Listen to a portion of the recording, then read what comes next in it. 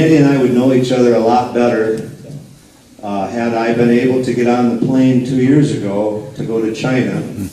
But 5 days before I was to get on the airplane to go with Andy and a group of other people on a trade mission to Beijing, I was diagnosed with a blood clot in my left leg that my friends who are medical experts told me I would have died on that airplane. So as much as I would love to have spent time with Andy, I'm very grateful that I didn't do that because it would have been a horrible distraction to the trade mission. But Andy's here to share some leadership principles and his story, and please give him a warm Chippewa Valley welcome, Andy Eckert.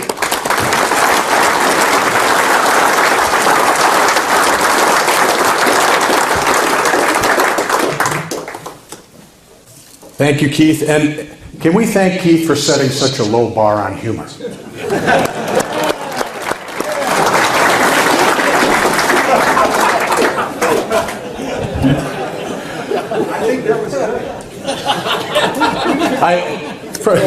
From time to time, when getting an opportunity to speak, I'd like you to bow your heads and join with me in a very short prayer. Father, I thank you today for these men, and please forgive Anthony Barr. Amen.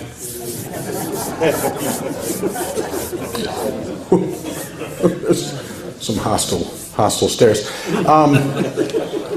I'm so grateful for the hands that prepared the food, and we said thank you to them. So grateful for all the hands that prepared the food. I'm grateful, honestly, for a room full of bellies all filled with tryptophan. Did my wife do this as a practical joke on me to see how many of you would still be awake within the next 30 minutes? There's a couple of guys nodding off over here that stopped having such low expectations. But I'm grateful for the opportunity to speak with you. I want to cover kind of two different segments. So for the business-minded in the world, I'm going to talk to you a little bit about the role that values can play in helping you shape your company, and the role that it has helped me at my company in terms of how we use our values to help us in creating the change that we want at our company. So that's the first part. The second part is I want to share a little bit more about my personal story of where my values come from. Because obviously for each and every one of us, whether we're at home with our brides, or with our kids, or we're spending time in the workplace or in the communities, wherever we're planted, oftentimes we reflect the values that we hold near and dear to us. Quick show of hands. How many of you guys have heard the name John Cotter? Anybody? John Cotter? A few people? Not Welcome Back Cotter. John Cotter. Okay, how about Jay Galbraith? Jay Galbraith? Yeah, okay, a few. John Cotter wrote a book in 1996 called Leading Change. So he developed this model for businesses in leading change. It was an 8-step model. Right, one of the first steps I wrote them down. It's establish a sense of urgency. Right, create the burning platform, and then it was create a guiding coalition and develop a vision and strategy, communicate the change and vision, empower employees, generate the short-term wins, consolidate the gains, produce more change, and then anchor the new approach in the culture. And that's been very, very popular in business throughout the globe, of how you would execute successful change management in business. Now, Jay Galbraith, back in the 60s, came up with a model that was called the STAR model. Anybody ever heard of the STAR model of change management? Yeah, a couple folks. And that STAR model has been adapted a few different ways to kind of blend with what Cotter later on kind of unpacked in these 8 steps. And Jay kind of broke it down into kind of 5 core categories of how you implement change at your company. Now, at our company, we've kind of adapted this a little bit, but for us, first of all, because I'm well over the age of 50 years old, to remember 8 things versus 5. When we're given the choice between the two, always go with the simple ones. Can I have an amen on that? Sure. Yeah, exactly. So the framework is pretty simple. So if you're so inclined, there's a pen on the table, maybe write it on the back of one of the flyers that's on the table so you remember to bring it home. But if not, we'll post it online and you can see the diagram later. But think of a star, okay? You want to draw a star, and if you put a big circle in the middle of the star, you'll write the word culture, okay? At the end of the day, the values that you have as a company or as an individual, values lived out, the values lived out equal a company's culture. Okay? The culture of the company, either you live them out or you don't, right? And for us, we defined our values pretty simply, and it evolved over time. But as you think about this model, think about the top point of the star now. So if you have culture in the middle, the top point of the star, you would write the word strategy. And the strategy and the culture kind of interact and intersect with one another. If you go to the right of the star, you talk about the structure. Then as you go around clockwise around the star, you talk about people, systems, and then ultimately rewards and recognition. And this was kind of the fundamental business model that Jay Galbraith devised. And for us at our company, as we began to think about changes that we needed to make, and I'm going to unpack for you in just a minute a little bit of what I inherited. I've had the opportunity to be the CEO of Imperial Plastics. We are a custom injection molder in southern Minnesota, and we have 3 factories throughout the state of Minnesota. And I joined the company as the leader back in November of 2015. So I've been there about 2 years. And I want to share with you a little bit of what I experienced when I joined the company. So when I came to the company, I asked, hey, the first thing I wanted to know is, what is the company value? What's the company culture like, right? So stepping in as the leader, do I change it? Or do I enhance it? Is it already working? Are people already kind of fired up about what's going on around here, and so all I want to do is tweak it a little bit? Or does it need to be overhauled? So here's what the values were when I joined the company. And I went around and I asked the former CEO, I said, what is it? And on everybody's badges, they had 10 values. 10. Okay? Now, I don't know about the rest of you guys, but in Minnesota, the average Lutheran, if spotted the thou shalts and murder and, can't rattle off the 10 commandments on command. Okay, so for me, to try to say, hey, can the people at my company actually remember 10 values? Is impossible. Let alone we didn't spend any time actually defining those values. So in here, I'll give you a quick example. 3 weeks into the job, I met a fellow named Dwayne out on the factory floor. Dwayne had been with the company a long time. I said, Dwayne, you've been here a long time. Can you share with me one of these top 10 values that we have? You know what Dwayne says? He said, sure, Andy. He says, do whatever it takes. I'm like, awesome. What does that mean to you? First of all, he was correct. It was one of the 10 values. What does it mean to you? And he says, do whatever it takes at whatever it costs. And I said, okay. He says, well, Andy, what does that mean to you? And I said, well, I've been with the company all of 3 weeks, so I was, of course, immediately brilliant in my response. And I just said, well, do whatever it takes as long as we can make a fair buck on it.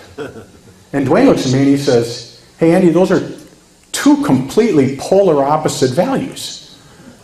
And I said, yeah, don't you think it's about time we defined what we want them to be? So we took these 10 values. Now I'm just going to rattle them off, and you can see positive attitude, care about results, teamwork, pride in your work, demonstrate fairness, personal responsibility, show mutual respect, be honest, do what's right, and stay customer focused. Do you guys have those down?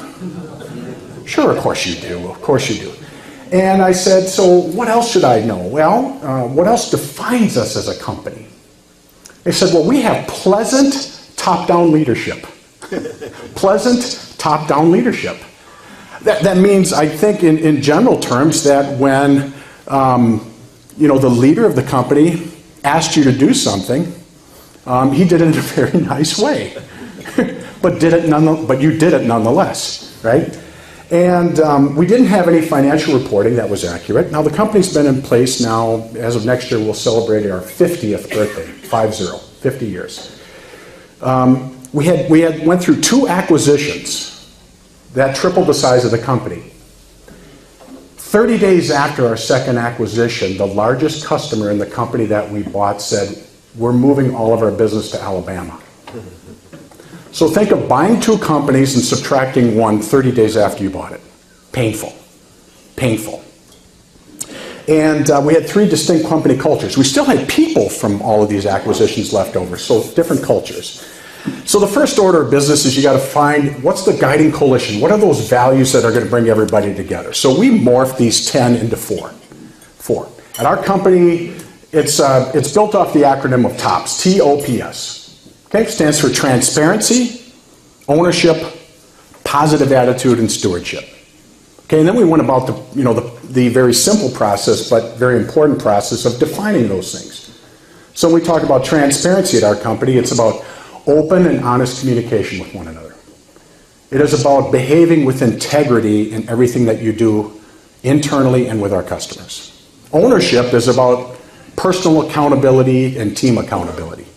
In other words, if I tell you I'm going to get something done, I'm going to do it. If my team or a small team inside of our company says, I'm going to get this done, we follow it through. P, positive attitude, stands, for us, it's all about a can-do attitude. We can do it. We'll work on that.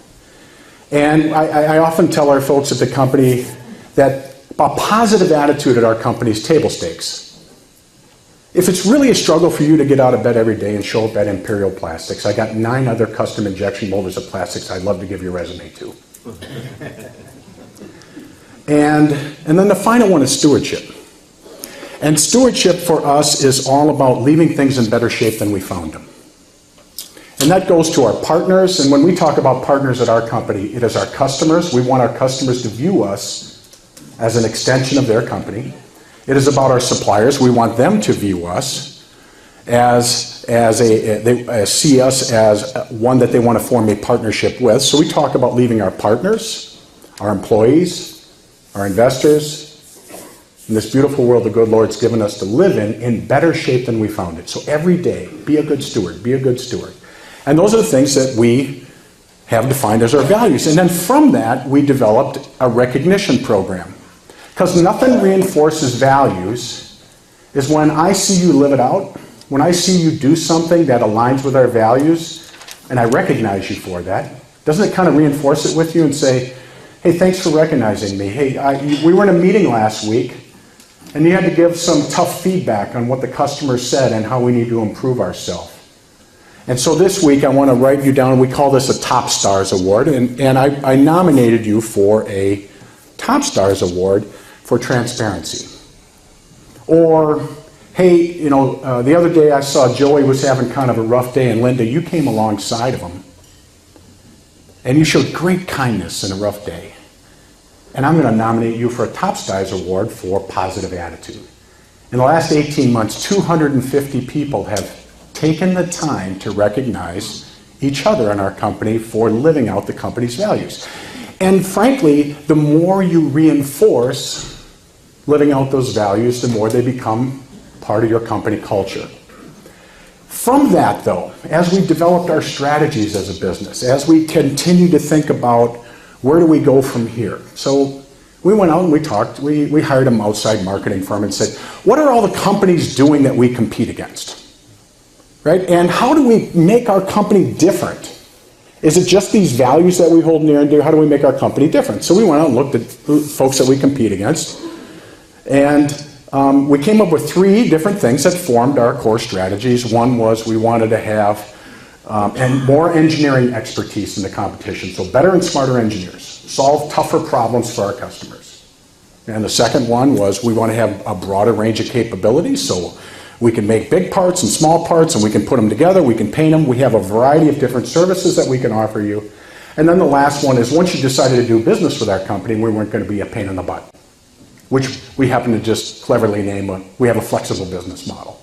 But to our customers just meant when you say yes to working with us, we were going to morph our business around you. So those formed the backbone of our strategy. And as we were thinking about this, the company hadn't really defined its strategy before. So now I'm thinking, well, how do I get people to actually buy into this? Right? So we have these set of values that we think if we live these out, that will form our culture. But how do you actually get people to live it out? And then as we started to think about, well, If you follow the STAR model around and you say you have a strategy at the top, then you have to have the right structure that supports the strategy. Here's what I understood. The first point was to talk about we wanted to have more engineers, more engineering expertise. And here's what we learned. We had nobody who was leading engineering at the company. I had 14 engineers all operating independently. Now, they were employees of the company, but there wasn't a leader who was pulling them together to combine the best ideas of the company. And so we had to appoint, we had the right organizational structure, right? And maybe that happens in your business. You have a big idea of where you want to take it, and you're so passionate about it, but you don't have the right organizational design. Then from that, then you have to put the right people in the right seats on the bus, right? You've heard that before. You have to put the right people into the organizational structure. Then you have to give them measurements and decide how I'm going to evaluate you and what are you accountable for and what are we going to measure so that I validate that I put the right people in the right seats on the bus. And then the last piece, of course, is when you're behaving the way that we want you to behave that aligns with our strategy, am I paying you correctly, right? Do you have a chance to get promoted? Is there an opportunity for you to advance your career? Are there other forms of recognition? So this became our guiding coalition as a company, but all emanating from these 4 core values. So if you believe this premise that the core values lived out define a company's culture, and if you believe that a company's culture ultimately shapes its success or the effectiveness of how they can move from one strategy seamlessly to another that allows them to stay ahead of the competition, then you'd have to admit to yourself that what you value, you personally, what you value matters. It matters. How you show up for work and what you value, it matters. So then the next logical thing is, it's, well, where do the values come from? Do I just go buy them on the shelf like I'm going to a local grocery store? So this week, our company values integrity. It's on sale for $2.99. Next week, we'll have a special on teamwork. 2 for 1. No, of course not. Of course not. And so what I want to share with you with the last few minutes is a little bit about what has shaped my values. And I want to do it by kind of unpacking a little bit of my career journey. So for some of you in this room, the thought of a career journey right now, you're saying, Eckert, you missed me by about 20 years. But there are some of you in here where your career, you're in the middle of it, or it's still ahead of you, or you're thinking about different things and what you need to do. What I want to unpack for you are a few life lessons that I learned. And I'm going to do it in such a way to kind of share it across 4 different things. As I walk you through my career, think of 4 different things. One is, what were my motivations as I took different roles on? What was I willing to give up? The sacrifices I was willing to make? What were the potential rewards that I expected to get?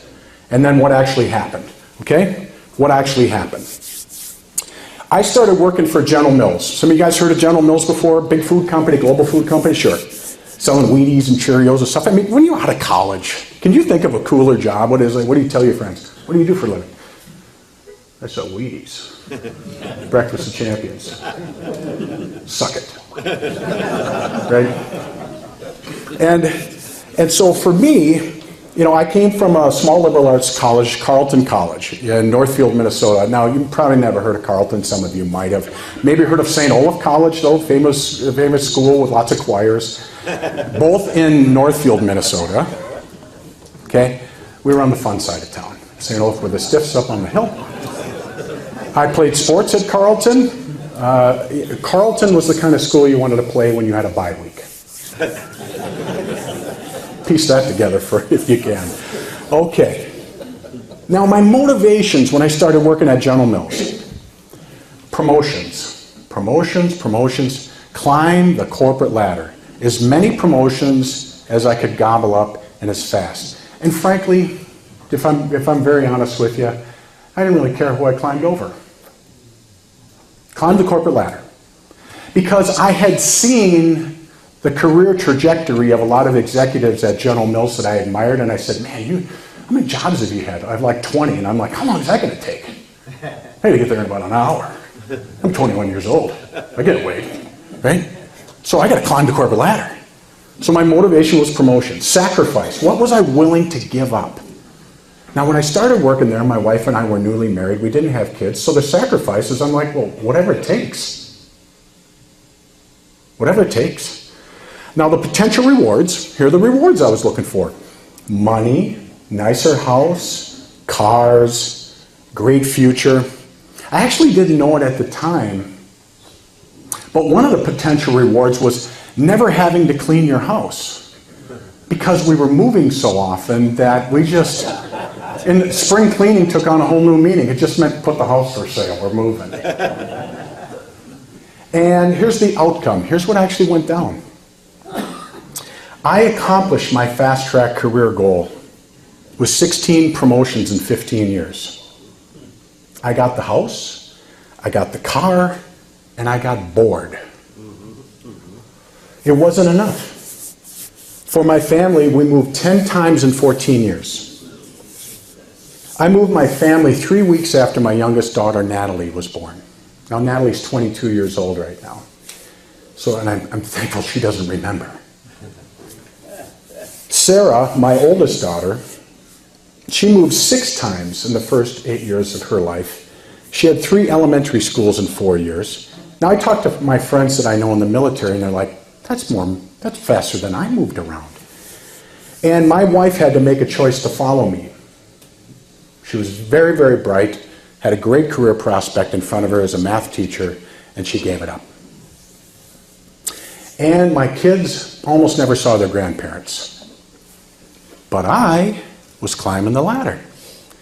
But my boredom finally led me to, it wasn't fast enough. It wasn't fast enough. These things weren't coming fast enough. General Mills, as you get higher up the corporate chain, it was moving too slow. I expected a promotion every year. 6 months would be nice.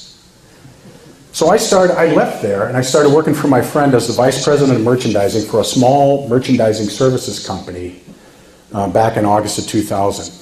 Now, merchandising service is nothing more than we had a labor pool of people that would go into grocery stores, and in the middle of the night, we would reset the stores to how they wanted them, right? And when I got there, we had 400 people in 5 states. 2 years later, we had 1,700 people in 31 states, and I was leading all the operations for the company. And so my motivation in going there, honestly, my motivation was greed and recognition. This magazine may not be as popular as it was back in the late 90s and the 2000s. Fast Company magazine, still published, I believe, but Fast Company magazine was all the rage. And the owner of the company and I actually did a pretend photo shoot as if we were going to get on the cover of this magazine for all the hot entrepreneurs under age 40, all the tech people, and we're like, we're not tech people, we've got all these merchandising services, and we're smoking hot, and we're growing. So it was greed and recognition, make as much money as fast as humanly possible, and get my mug on the cover of this magazine. Sacrifices. Here's what I was willing to give up. I had 2 young daughters at the time. 100-hour work week. I worked 7 days a week. I had operations all over the country. I lived in Minnesota, worked out of my basement, and traveled most of the time, 3 to 4 weeks out of a given month. Now, the potential rewards were huge. My buddy Vince gave me a piece of the company, and I said, hey, if we do this right, we'll sell the company. I'll be able to retire before I'm 40 years old. And listen to me carefully. And then I'll have time to be a better husband and a better dad. But I believed this down to my toes. I did. So let me tell you the outcome. This will sober you up. I missed nearly all of my kids' events for 2 straight years. I strained my marriage. We never took a vacation. I got the time, but I didn't get the money. After our meteoric growth and the profit turnaround that I was a part of, I began butting heads with the owner about the direction of the company, and son of a gun, if he didn't leverage his 96% ownership against my 4, I didn't see it coming.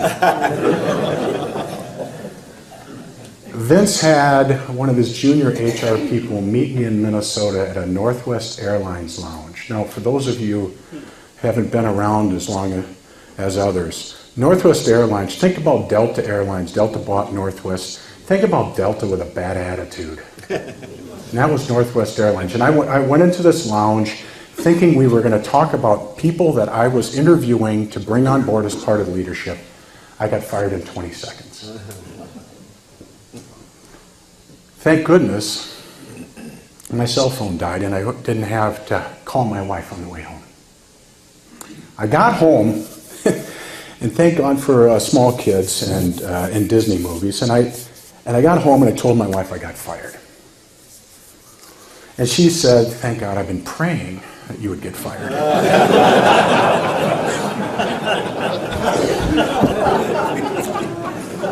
Okie doke. Worst day of my life? Come on in, the water's fine. I told my wife I got fired. My two little girls, you've heard of the movie production company Pixar, right? They make a lot of movies, right? Toy Story. Well, A Bug's Life was coming out. It was just out, and my daughters were watching it. They were very young. They were watching this movie, and it's about a flick and an ant that overcomes, and they had this side comic thing, P.T. Flea, and he had all these misfit insects, right? Trust me if you don't know what I'm talking about. Little kids around you certainly do. And they had these two misfit Eastern European accented pill bugs, tuck and roll, and the flea circus had just gotten canned. They had a big gig and they got canned. And these two bugs, all they could do is go back and forth. You fired, you fired, you fired, you fired. Back and forth. If you've ever seen the movie, you know what I'm talking about. My daughters are in the other room and they hear that I got fired and they come sprinting into my room. Daddy, you got fired, you fired, you fired, you fired. Wow. First my wife, then my daughters. But out of the mouths of children, right? Stop me cold in my tracks. My huge failure here forced me to recalibrate what I was living for and what my motivations were.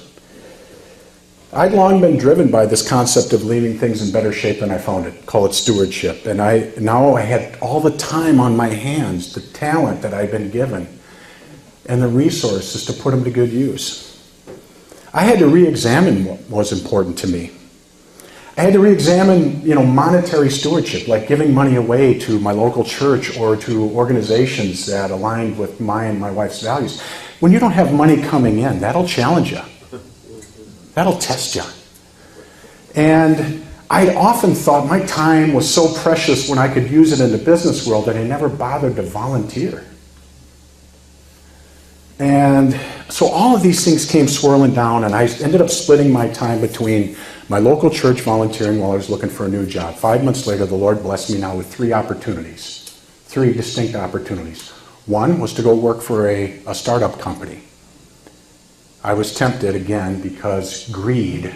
I would have gotten a piece of the company and I can go after it again. I was just with the wrong one. Maybe I should do that.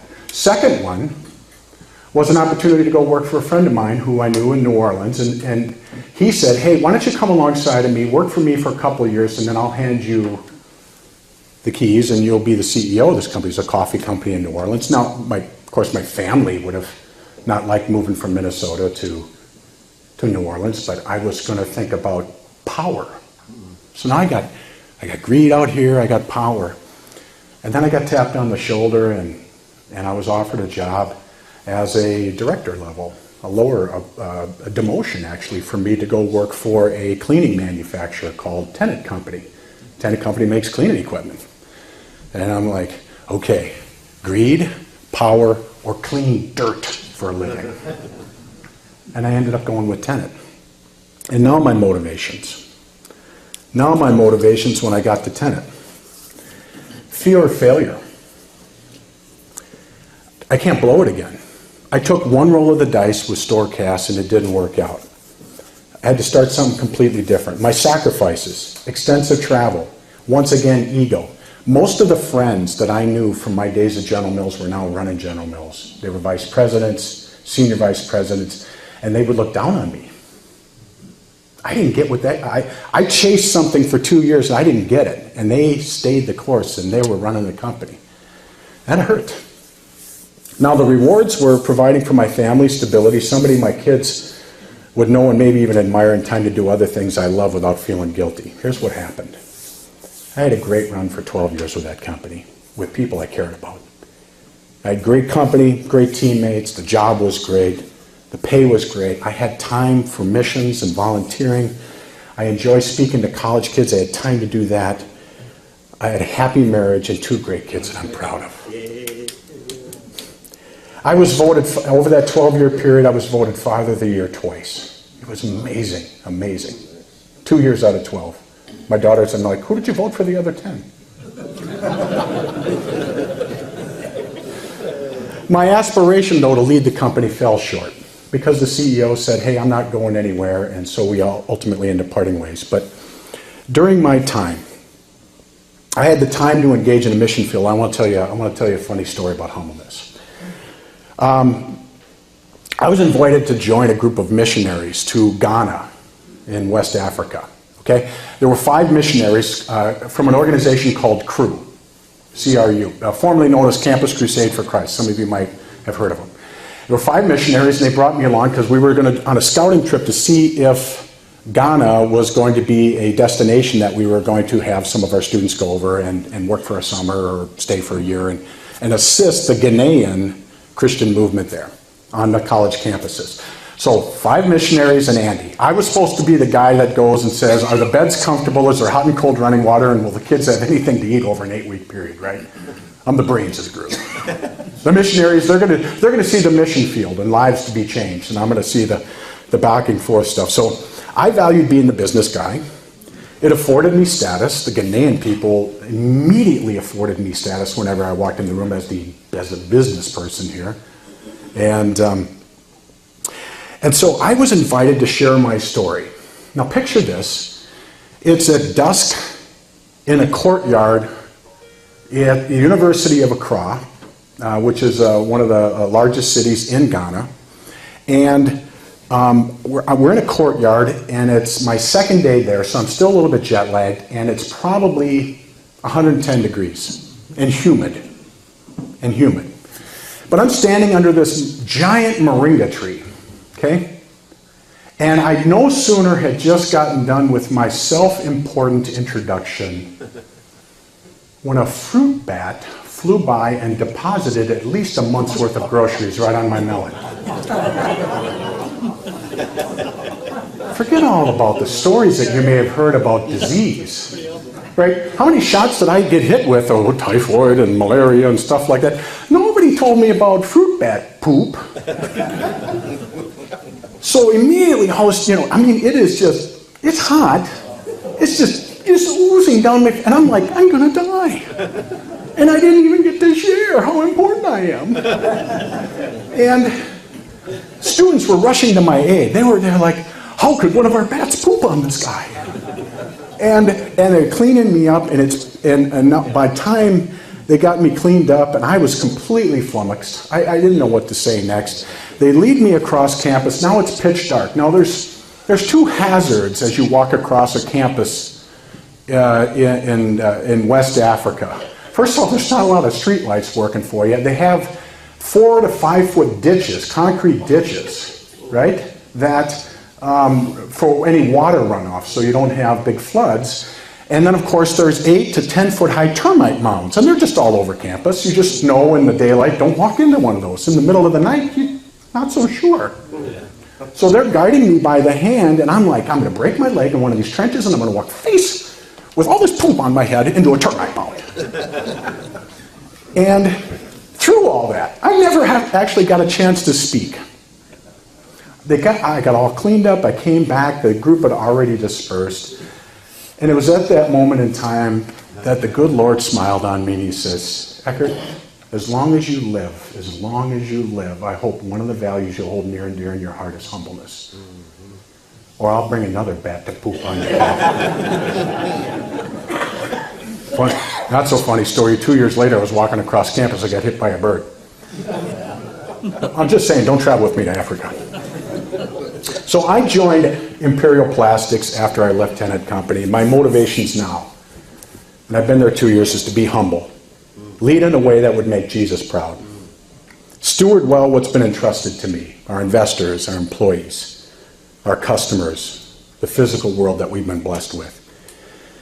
I also told the people who were closest to me that if I ever got a chance to lead a company, just someday, one day in my life, I would like to open up a management team meeting in prayer.